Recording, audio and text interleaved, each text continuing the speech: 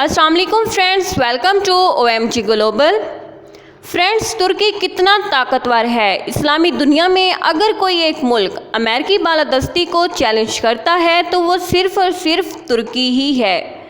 इसकी एक मिसाल हाल ही में देखने को आई जब अमेरिका ने इसराइल अपना सफारत खाना मकबूज़ा बैतुल मुक़द्दस मुंतकिल करने का दावा किया तो तुर्की ने इसराइल के डिप्लोमेटिक रिलेशन तोड़ लिए। तुर्की के पास एटमी हथियार नहीं हैं, लेकिन फिर भी इसका शुमार बड़ी ताकतों में होता है। आज हम आपको बताएंगे कि तुर्की ताकतवर क्यों है और तुर्की क्या है। लेकिन फ्रेंड्स, हमारी आपसे गुजारिश है कि अगर आप हमारे चैनल पर नए आए हैं तो प्लीज़ हमारे चैनल को सब्सक्राइब कर लें और साथ ही बेल आइकन को प्रेस करें ताकि हर आने वाली नई इन्फॉर्मेटिव वीडियो आप तक बआसानी पहुंचती रहे। फ्रेंड्स, वैसे तो तुर्की का रकबा पाकिस्तान से कम है, इसमें मौजूद पानी और आबादी भी पाकिस्तान से कम है, लेकिन इसके बावजूद तुर्की का सबसे बड़ा हथियार उसका जोग्राफिया ही है। वो यूं कि यूरोप और एशिया के संगम पर वाक़ होने की वजह से तुर्की दो बरआज़मों का दरवाज़ा बन चुका है। इस जोग्राफिया की इतनी अहमियत है कि रूस और अमेरिका दोनों चाहते हैं कि तुर्की उनके कैंप में रहे और तुर्की अपनी इस अहमियत को बहुत अच्छे तरीके से इस्तेमाल भी करता है। लेकिन यही जोग्राफिया तुर्की की कमज़ोरी भी है, क्योंकि हर साल एशिया से यूरोप जाने के ख्वाहिशमंद लाखों लोग सैलाब तुर्की में आ जाता है। ये तुर्की के लिए बड़ा मुआशी चैलेंज है। यूरोप समझता है कि तुर्की इनको रोकेगा, लेकिन तुर्की के लिए इनको अपने वतन में रोकना, ठहराना या वापस भेजना तीनों काम ही दर्द सर बन जाते हैं। 2015 में तुर्की के साहिल से मिलने वाली लाश ने दुनिया भर में तहलका मचा दिया। तुर्की यूरोपीय यूनियन का रुकन बनना चाहता है, लेकिन इसका जोग्राफिया ही सबसे बड़ी इसकी रुकावट है, क्योंकि यूरोपीय यूनियन के शहरी बगैर वीज़े के सारे यूरोप में घूम सकते हैं।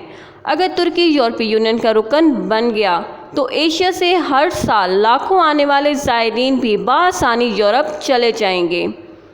तुर्की की सरजोर कोशिश के बावजूद यूरोपीय यूनियन इसे अपना रुकन बनाने से इनकार करती है।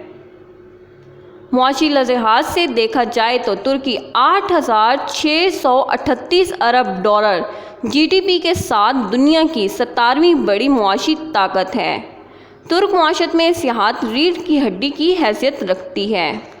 हर साल दुनिया भर से 70 लाख सियाहत यहाँ आते हैं और यहाँ पर गाड़ियों, इलेक्ट्रॉनिक्स, टेक्सटाइल की सनतों ने भी बहुत तरक्की की है।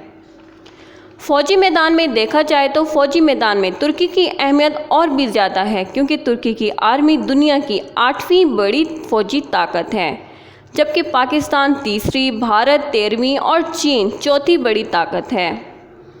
नेटो का रुकन होने की वजह से कोई मुल्क भी तुर्की से फ़ौजी मफादात को बराह रास्त नुकसान नहीं पहुंचा सकता। ऐसा करने से उसे मगरबी फ़ौजी धात नेटो से भी जंग करना पड़ेगी। नेटो के पास अमेरिका के बाद सबसे बड़ी फ़ौज तुर्की की है, जिसकी तादाद 7,20,000 है। तुर्की के पास 2018 लड़ाके तैयारे हैं। अमेरिकी दबाव के बावजूद तुर्की नेटो का वाहिद मुल्क है जो रूस से जदीद मिसाइल इफेक्ट सिस्टम खरीद रहा है।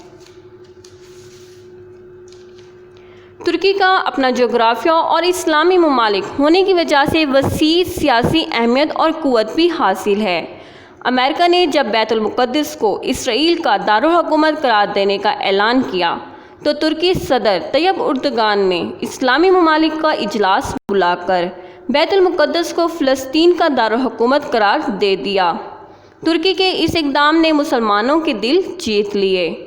तुर्की तेज़ी से ईरान और रूस के करीब हो रहा है। तुर्की की पाकिस्तान के साथ भी ताल्लुकात बहुत अच्छे हो रहे हैं।